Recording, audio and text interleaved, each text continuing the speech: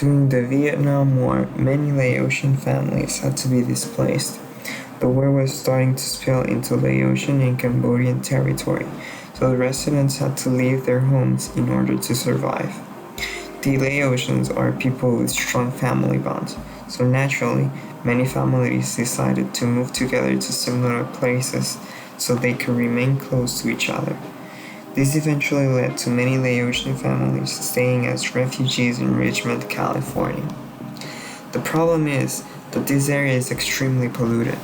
There are more than 350 toxic facilities at or near this place that contaminate the area, including the Chevron Oil Refinery, which is the biggest contributor to the pollution in the state.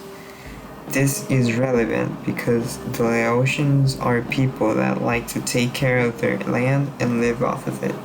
They are a community of farmers and hunters, and this is not different for the Richmond Laotian community. To this day, the Laotian families of the community still grow their own vegetables and go fishing for food. However, since their land and water are polluted, so are the resources they get from them.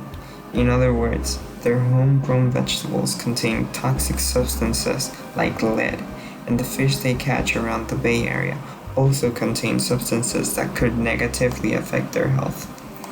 What's worse is that the authorities that are supposed to keep this a safe and healthy place are not doing a very good job at it. There are some sites in Richmond that could and should be cleaned up immediately.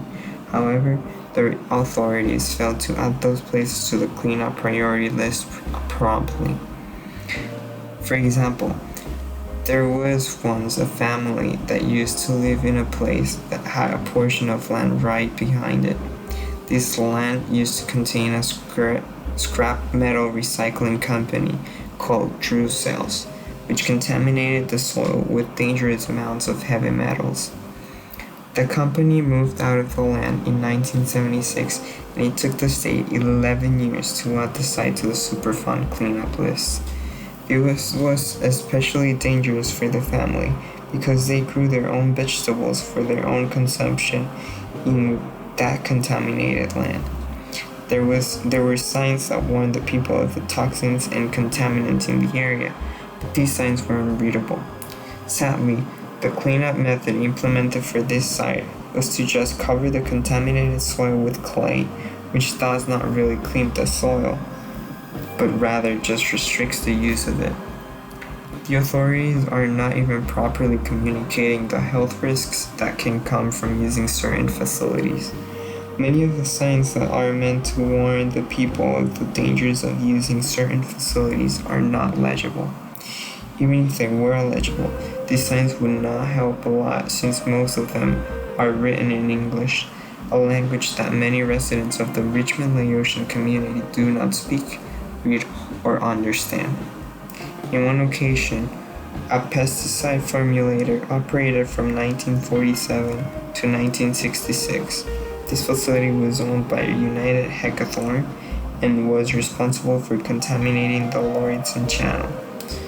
United Heckathorn released various pesticides, including DDT, which is a human carcinogenic and has a long-lasting effect on the environment. It was not until 1990 that the EPA decided to add this location in the priority list to be cleaned up.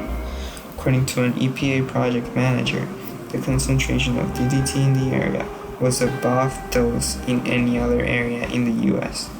Sadly, during this period, there were still people using the area to fish.